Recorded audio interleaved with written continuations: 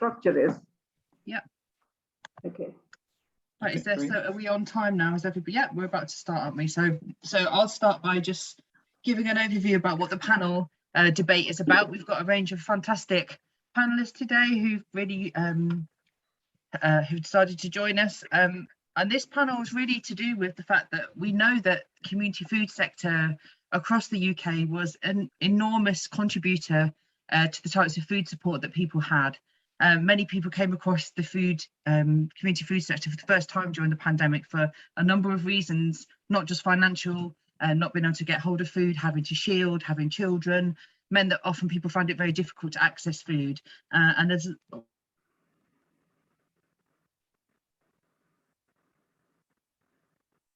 Oh, we've lost Marsha.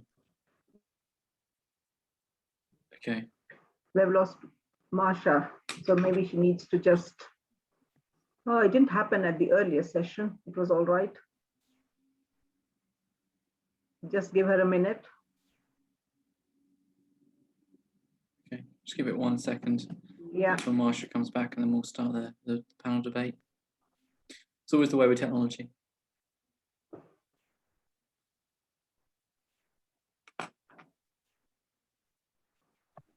Sorry, my connection is really bad. So yeah, I was just saying, I don't know if you carried on, but just saying that actually the community food sector, alongside people being able to buy food, the government's statutory lists and the charitable foods, there was a huge mobilisation of the community food sector. And it's really, really important for us to understand, given the amount of work that they did, what enabled and constrained these groups to deliver services during the pandemic and what type of lessons we can find going forward. So we're going to ask everybody to introduce themselves, and then Lopa's going to ask the question. So we'll ask each question and everybody can answer it before we move on to the next one. And then at the end, I'll come back with any questions that the audience has had, and hopefully I'll stay connected. Thank you. Hi, everyone. I'm really pleased to welcome all our speakers today. So we have 5 of them and they're all there. Pleased to welcome you all to this session. And just like Marsha just introduced the context behind it. So we have 3 questions to which we would like you to engage, the 3 questions. But before we go into the question, if you could just give us a brief introduction of your organization and the work that you do, and then we can go on to the first question and then to the second and the third in that order. So I would invite, yeah, Simone. Yeah, I mean, we could just take turns. Yeah. Hi everyone. Hi, I'm Simone. I'm actually the director of Fareshare Midlands. Been promoted from regional manager, but hey. Yeah, so Fareshare Midlands is part of the Fareshare network. We are the largest Fareshare regional centre. The whole of the Fareshare network basically do exactly the same thing. We work between kind of the food industry and the voluntary sector, and we provide solutions to the food industry for when their good quality surplus food becomes surplus for a whole variety of reasons. So when people think about Fareshare and kind of the work that we do, particularly journalists, they quite often say, oh, you know, you're a food bank, and actually, you know, we're much more than that. We supply nationally thousands of organisations that support, that are basically operating on the front line. So some very grassroots organisations, some food banks, community centres, social eating, breakfast clubs, after school clubs, you know, women's refuges, but projects that are basically working in the heart of kind of our most deprived communities across the Midlands and the country. And we redistribute food to those organisations to help them basically improve access to good food where it's not really readily available. Fareshare Midlands has lots of warehouses. We have a warehouse in Derbyshire, Nottingham, Lincoln, 3 warehouses in Birmingham and in Leicestershire. And we redistribute about 500 tonnes of food every single month. We reach about 70,000 people every single week via a network of about 550 community organisations. So much more than a food bank. Food bank's very much part of what we do, part of the kind of the wider solution, but we are fundamentally a surplus food redistributor providing that solution to the food industry and the voluntary sector. Thank you, Simone.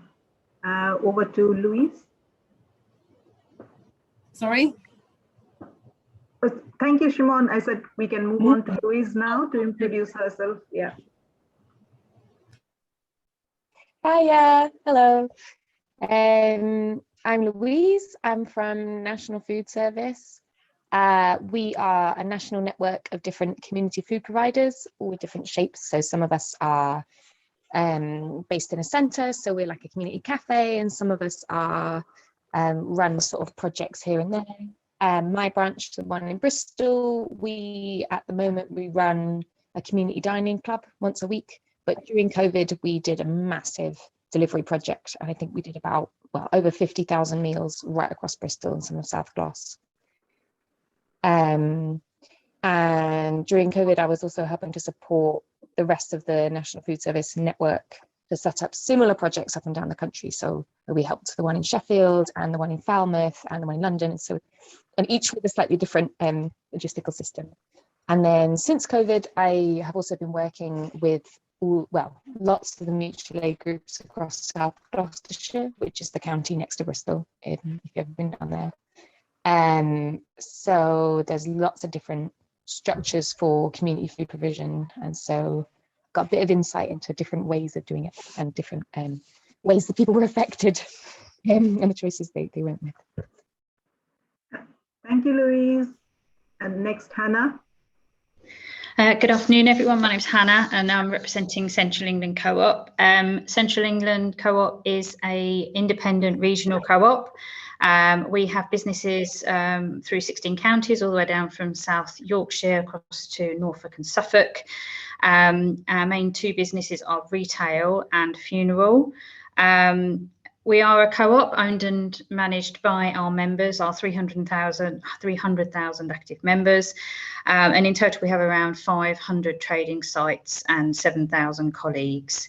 As a community-based food retailer, access to food in all its forms is obviously really key to our offering, and very close to our hearts as a co-op. So yeah, looking forward to today's discussion. Thank you, Hannah. Over to Megan. Hello, everyone. Please let me first say, forgive me, I've got a terrible cold, so I sound a bit croaky. I'm a senior lecturer in human geography at the University of Sheffield. I do research around food insecurity, and my work seeks to understand and enable food security in ways that are socially just and which extend beyond and across the four pillars identified the UN. These four pillars include availability, utilization, consistency, alongside affordability. So it's more than just financial. And specifically, my work focuses on the idea of the foodscape. Foodscapes are the environments through which people interact and relate to food.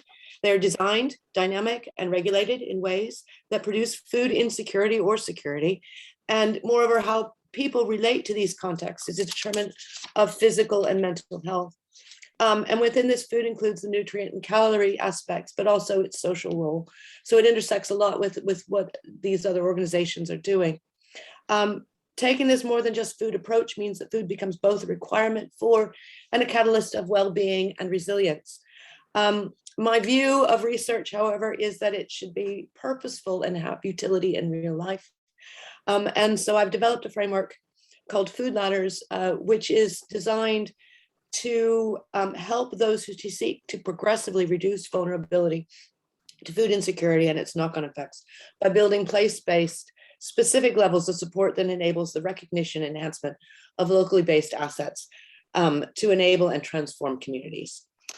This framework is informing private, social, and public enterprises and government departments across the UK to develop strategies for reducing vulnerability to food insecurity. I'm looking forward to this debate. Thanks, Megan. And now to Ellie. Hi, everybody. My name's Ellie House. I'm the Chief Operating Officer for Feeding Coventry, which is a charity based in the city that looks to support food resilience across the city. But our biggest site-specific project is a social supermarket based out of Foleshill Community Centre.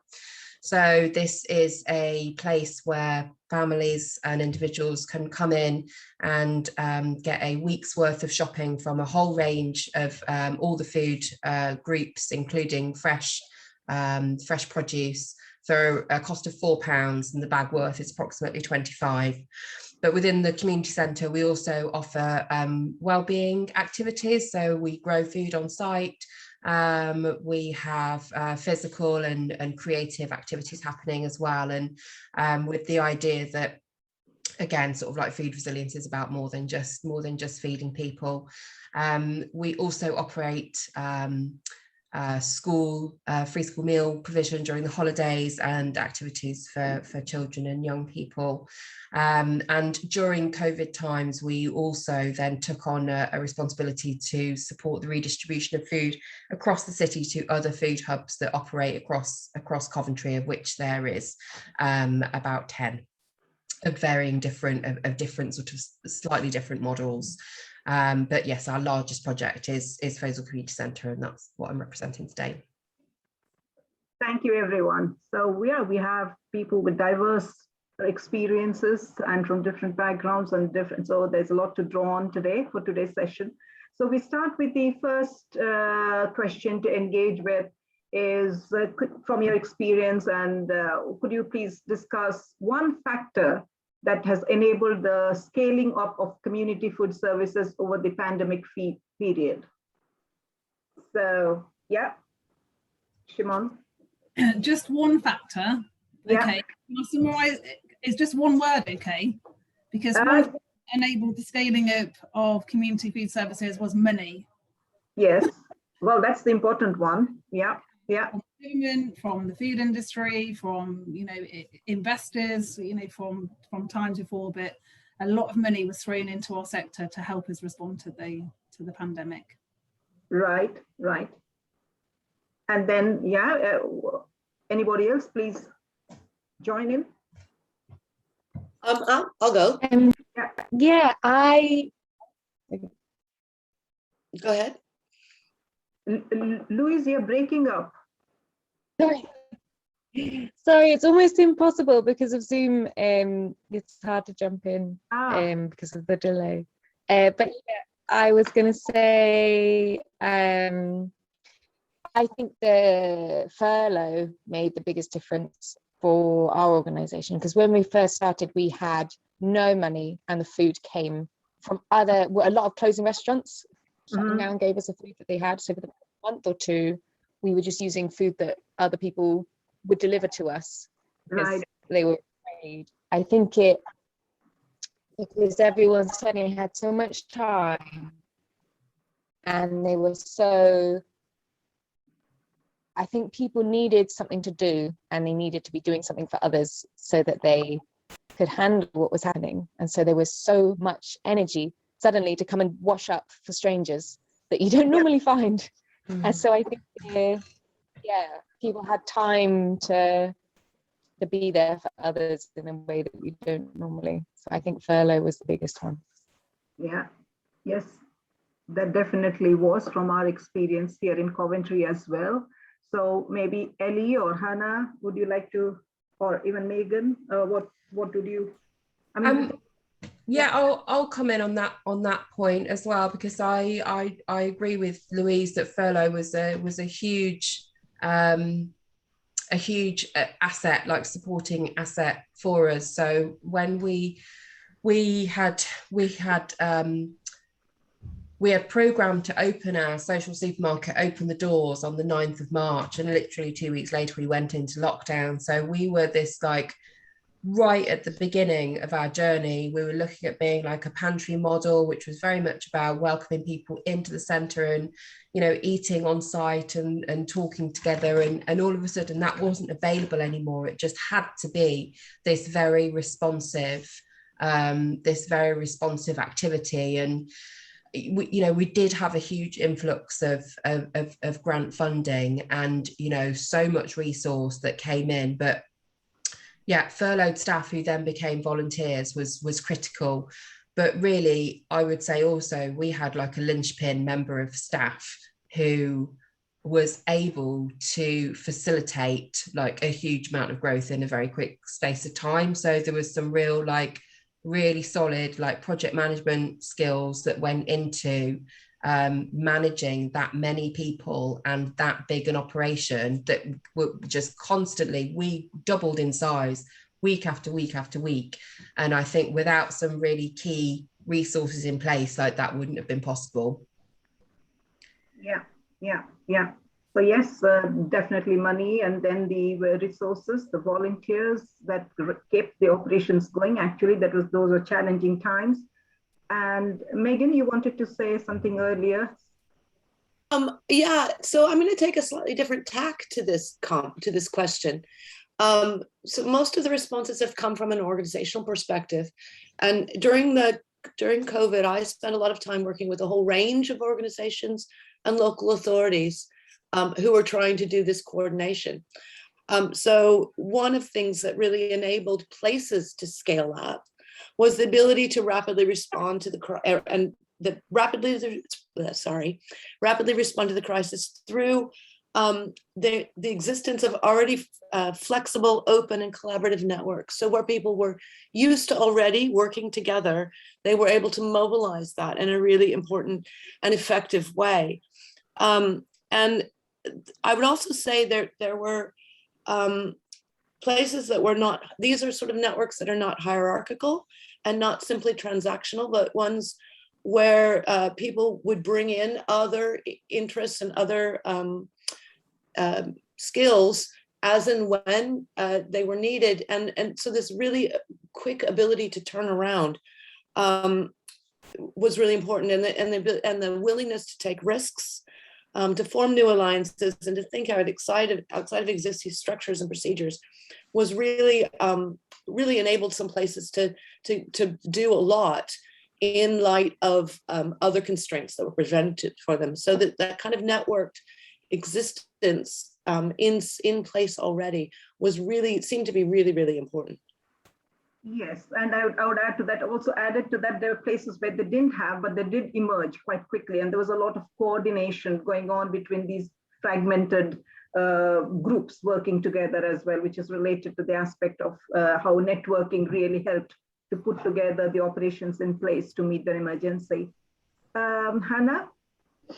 Yeah, I mean, I would say that, you know, from about February on, we came very time poor very quickly as a retailer. It was, you know, a huge struggle for us to keep up with just the day-to-day working. You know, we had to reduce opening hours. Our supply chain kind of just couldn't keep up. But what we noticed, I think, as an employer and as a community retailer, is this overwhelming desire for people to do something to help. And that, whether that was using the time that they had on furlough to volunteer. I know that our food bank bins were overflowing. We were constantly getting people wanting to buy extra to donate. There was huge, and all of those, you know, in themselves, they cannot match, you know, the capability that was driven by that huge influx of investment. As Simone says, you know, the DEFRA mobilisation of retailers and manufacturers to do those huge bulk deliveries to food charities. But I think that general kind of feeling of this desire of I may be scared and I may be in unfamiliar territory, but I still want to do my bit. In fact, probably more so.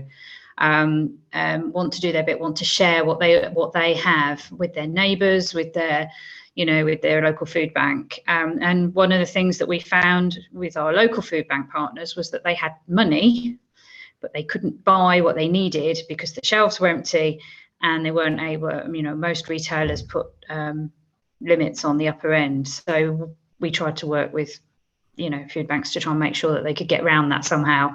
But yeah, I think just generally the whole desire for people to do their bit, I think, cannot be underestimated. Yeah, thanks, Anna. Yeah, that does add to the discussion, because there's an underlying, there was this need, the desire that you say, which actually brought together all the other things that others are, whether it's money or whether it's voluntary labor. So that's what brought together all these different resources to keep the operations going at different levels across the different cities during the pandemic. So yeah, all the 5 key ingredients actually that you need to be successful in scaling up anywhere. can't do with just one, but we need all of those that you have mentioned there. That's definitely which enable the scaling up. So what about just highlight one of the factors that constrained this? What was a barrier? What was a challenge in scaling up the community services that were so much needed or that happened across the time? I just think it's really the ability to operate as the organisations had operated kind of, before COVID. So even though there was a huge amount of kind of, goodwill and people wanting to support, actually a lot of the, social eating projects, community projects just couldn't even open their doors. So that I think that was the main constraint. Although we saw lots of people want to help, actually the activities that are really needed in communities and more so now than ever, even now we can't deliver. We can't scale up social eating, bring people together, which we know is so important in the communities that we all, that we operate in and serve. So that, and I think kind of the risk, all of this goodwill, it's, what the voluntary sector has got to be mindful of is that's not sustainable. So we all having to think about how we change our, our models, consolidation, and we're Fareshare as an organisation are facing some really big challenges. Volunteers, we're just not getting the volunteers we need to deliver the service that our community organisations need, and lots of other organisations will be suffering from those challenges now. But I think, to summarise, they just weren't able to scale it because COVID didn't allow them to scale it. Even though people wanted to help, you couldn't serve meals and bring people together. You can do different things, but not kind of, services that you could scale up in any way. And also not serve, there's a huge amount of investment from DEFRA to buy ambient food. That investment's gone now. So you've got lots of kind of, organisations that have changed what they do to support their community, i.e. food parcels, but that food is not going to be around forever. So I think, and that's what today's about, isn't it? It's, there's been some fantastic outcomes of COVID and lots of learnings from, but actually it's kind of, where do we go now? And how do we help these organisations get back to doing what they used to do before, but also helping them to scale it? Yes, and I think that leads to one of the keynote speakers was mentioning, well, we want to be resilient, but resilience for what and in what form? Not to go back to what we were before, maybe much more ineffective, but to be much more effective ways of operating and so what's the long-term plan? So that's definitely the sustainability issue is a big challenge. Overall, sustaining these operations beyond an emergency period. Anybody else, Hannah? Yeah, I mean, I would just say the struggles that we had as a retailer obviously had a knock-on effect, and for any food business during those months, sort of February to May time last year. Most of these projects rely on redistribution or donations, and there just wasn't the food just wasn't there. It was we were struggling to move it around. When it was on the shelves, it was disappearing. There wasn't the food. So even if people had been able to volunteer, and even if those businesses could have, those groups could have opened up in the normal way, there just wasn't the amount of food. I mean, our donations to Fareshare hit an all-time low in March last year, and it took till the summer to recover. So we know we weren't pulling our weight in terms of the food that was being put into those projects for months, and I suppose from a retailer perspective, that we're very conscious of the commitment that we've made to Fareshare and the partners that Fareshare work with and the people who use those services. And when you don't have the food to give, it is very difficult. Yeah, definitely. So yeah, I think that that was part of the sort of economic environment, wasn't it, at the time? And we certainly struggled with our donation, but we also struggled to actually buy in the things that we needed to, because we have a mixed model of supply whereby it's donation based, but we also buy in large quantities of stock from wholesalers, etc. And we couldn't get deals, we couldn't get accounts, we couldn't I mean, we managed, but it was certainly very difficult to try and coordinate getting the quantities and variety of stock that we wanted to on the shelves. I know that was really challenging. I was just going to mention as well, sort of in terms of like structurally speaking, those smaller sort of third sector organisations that had to close their doors, the very small charities and the people who do a lot of the one-to-one support, I just feel like it's, for me, I really recognise that there was a gap then for people who were very vulnerable, who then, instead of being able to access perhaps food bank vouchers or the signposting from those organisations where they had personal relationships, they then had to phone a call centre that took them through to the city council to then sort of signpost them. And that's a bridge too far for some people. And also just the change in information, how things work, just it takes a long time for that to seep through into situations where people have like lots of complex sort of adversity going on, and we certainly saw a drop off in a lot of food banks. The majority of food banks closed in Coventry because they were run out of churches and sort of staffed with older volunteers who then wanted to shield, but we then took on the food bank. So we housed a food bank within the centre, but we saw very low numbers. And I haven't examined the data to see whether there is a correlation there, but it just seems to me like sometimes, when you're trying to scale up, the council stepped in to do their bit and do that coordination, but sometimes they're not best placed, because actually it has to come from community. It always has to be kind of grassroots where the relationships are nurtured and happen. And, we know that the people who are struggling with food resilience are like a transient group. People kind of come in and out of it and into stability and out again. And so trying to kind of maintain that right level of information for people, I think, is just so critical as to where the support is. And I think there's something in that about the lines of communication, who is kind of acting as the conduit to open the door to those services. Ellie, sorry, do you mind if I just ask a quick question to Ellie? Did you find that the holiday and food programme impacted on the community work that had taken place in Coventry and the West Midlands for years now? Do you feel like it had a negative impact, because we did in the rest of the Midlands? I'm sorry, you cut off a minute at the beginning. Did I find that what had an impact? The school holiday and food funding, which was obviously government funding, which the council basically coordinated. Do you feel like that had an impact on community provision to support children in the school holidays? What, the lack thereof?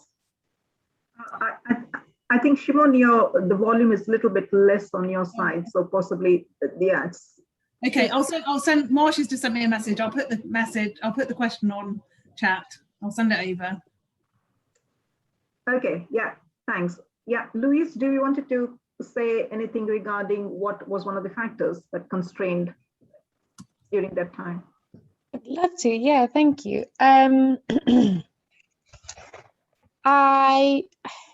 So when we started, we had, like I said, no funding.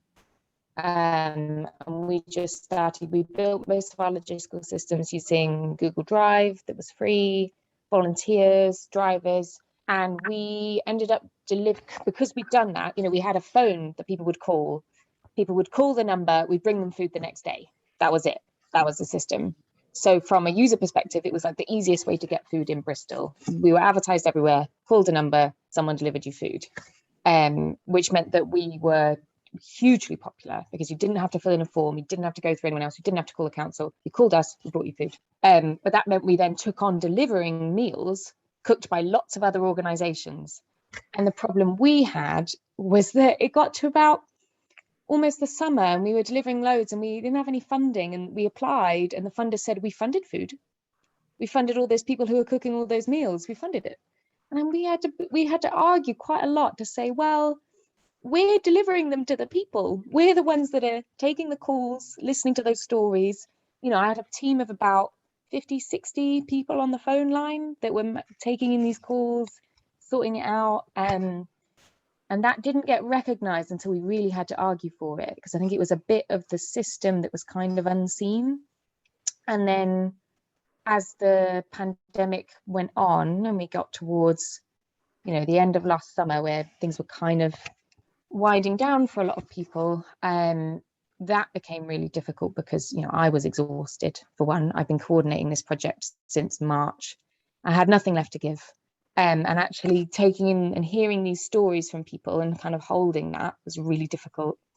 And it was really hard because a lot of organizations said, well, we're still cooking. We still have meals, so surely you can deliver them. That bit's easy.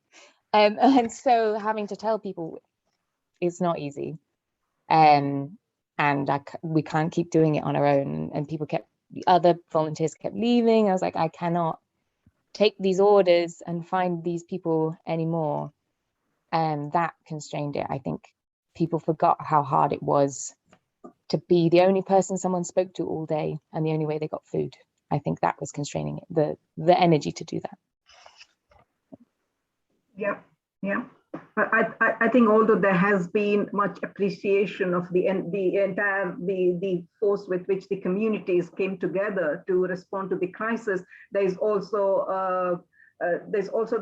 lot sort of disconnect between the amount of work that actually goes on the ground to deliver the services that actually community groups did during that time, and the understanding between the different key stakeholders. So there seems to be some disconnect there as well. It looked like if you have provided the money, you should be up and running, but it's all the other things that go together to actually be able to sustainably, even during those times, even for that time, which actually demanded much more from every person concerned.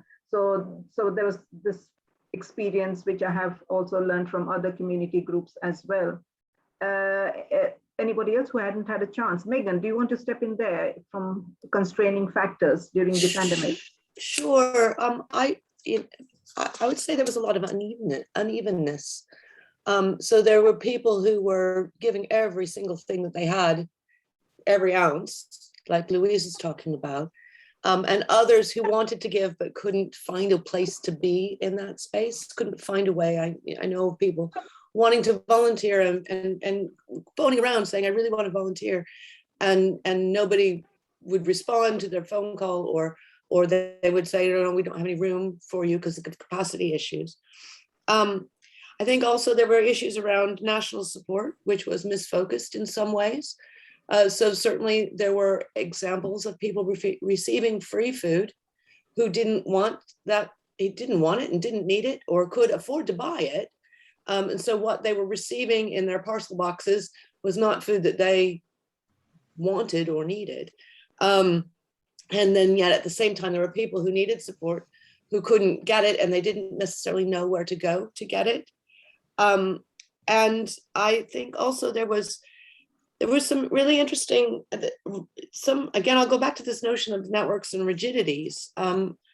Some of those rigidities really meant that some organizations couldn't access what was available, in the sense that they hadn't already been part of that group and received alliances were formed, but in the forming of some of those alliances, new players couldn't necessarily come in and participate. And that was geographically really variable. So, and I'll just use an example of there were within the, and I'm not picking on Fareshare, but within the Fareshare network, there are certain concentrations within regions.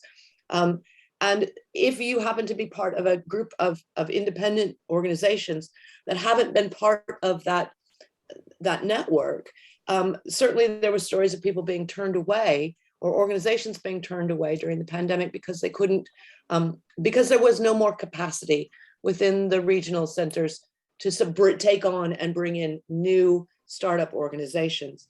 So there was a kind of a coordination issue that really prevented the free flowing of time and energy and resources. And I don't necessarily know what the answer to that is, but I do know that it was really straining and heartbreaking. The number of, exhausted people that we spoke to, the number of people who had lost all kind of self worth was also quite high, and the difficulty in reaching out. So it was a very difficult time, and the anxiety of trying to help people, just trying to help, and really struggling with that was really hard. So it's kind of an evening, I think, that prevented some of that. It just created stress and trauma. Yeah.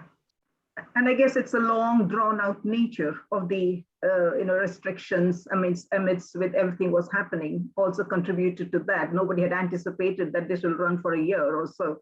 So clearly all that fed into the sort of just people trying to do things, but without really any proper strategy. There was nothing of that sort happening at that time, just communities organizing themselves in whatever way they could to do the best that they can. But yeah, so that's again the nature of the emergency that was created, and that which took everybody really by surprise, or didn't beyond their expectations. So I'm aware of the time, and there are some interesting questions on the panel which we will take up. But just before we go to that, maybe a quick response to the last question that we have for you there. Consider how the intense period of this mobilization that you did around community food has been an opportunity. What good has come of it? What are the key lessons that you have learned that you can take on further? Did you have your hand up there, Louise? I did, yeah, though I was slightly distracted by the question in the chat. Yeah, I think it's been a huge opportunity. I think the best thing that's come out of it is the far better communication with local authorities and between local authorities, third sector organisations, and with frontline community food providers as well. And I see that both in Bristol and in South Gloss, and that is phenomenal. In Bristol, before COVID, there are a lot of different food organisations of varying sizes. Some of them are networks, some of them little on the ground ones.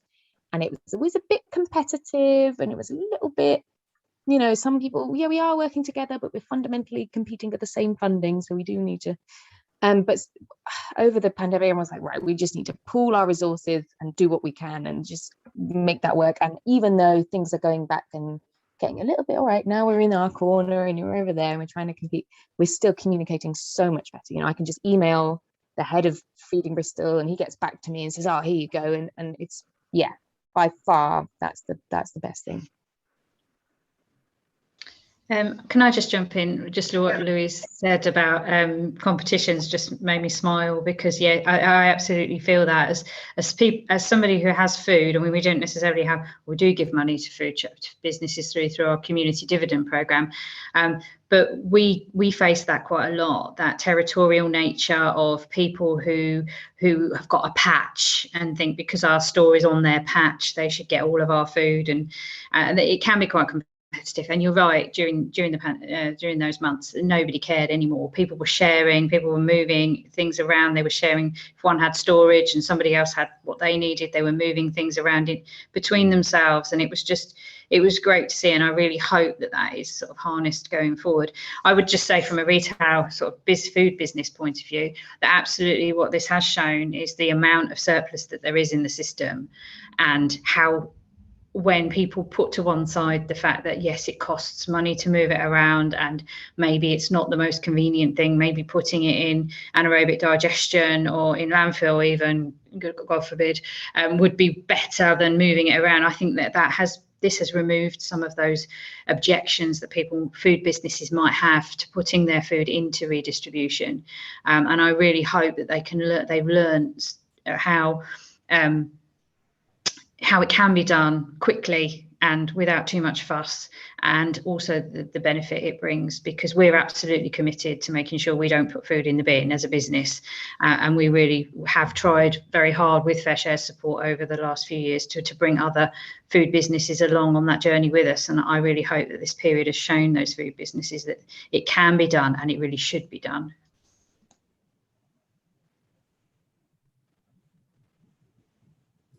Can I jump in? Is that all right? Yeah, I think that notion of sharing and collaboration is one that really certainly came out, and also a realization that charity in its old-fashioned sense of doing two is not sustainable. So the numbers of local authorities and food organizations who've come to me during this time and said, we've come to realize that what we're doing and how we're doing it is not working, and we need a different way of doing it. One that sort of does build on and support people to be able to engage with their communities in more reciprocal ways, which of course was really difficult during COVID because doors had to shut, but trying to create those community connections and support and sharing was really important. Somebody has put a question in about the Cash First campaign and a comment about food waste and poverty being disconnected. And I think I just kind of want to address that question a little bit. Sorry, but for one thing, one of the things that became really clear during COVID was that food insecurity is multiple and has multiple dimensions. It's not just about not having enough money. That's an important component, but it's not the whole thing. The UN defines food insecurity across 4 pillars, and of which money is only one of those things. So having food that's appropriate and nutritious in the places where people live, not somewhere further down the road where they have to take the mental stress of trying to navigate transportation infrastructure and pay the extra cost of traveling to that place. Having it where you live is a much fairer and more socially just way of helping to support people around food insecurity. And again, also the capability or the ability to utilize food. And by that, I don't mean just the ability to use it safely or to be able to digest it, but also the ability to understand how to cook food or understand what different foods are also, and I'm not being condescending here because I recognize fully that actually most people do know how to cook, but they may not know how to cook aubergines because they've never seen an aubergine before. And so those kind of interventions at local scale are also really important. So I would say, yeah, absolutely, money is a key element, but it's not the only one that impacts or integrates with food insecurity. And certainly we saw that during COVID and with people who were too ill or struggling to be able to go and get the food that they previously had been able to do. So I do agree we need cash, but it's not cash only. Mm. Yeah, thanks, Megan. I know that this is, we can continue with the discussion on this for quite some time. Actually, it touches on many other aspects of how food poverty has been framed in the first place, and the disproportional impact that it has had, the pandemic had on different groups is quite different. So there are a number of issues which we can pick up on, but I'm aware of the time. So I think there was a question also for Ellie. So Ellie, would you like to answer that one? Do you think that the government funding to support children during the school holidays had a negative impact on previous year's work?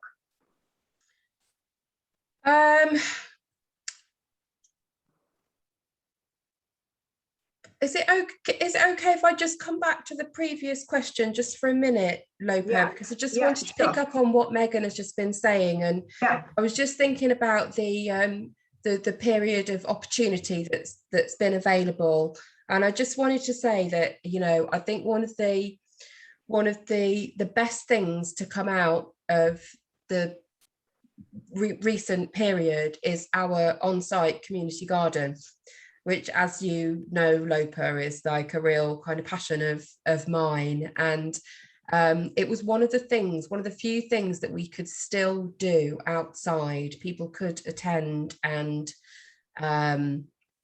and get involved in gardening and food growing. And it's not really so much about adding into the quality, into the food that goes into the supermarket. I mean, it's lovely that we do provide some, but obviously it goes very little to sort of like sorting out the fresh fruit and veg that we need.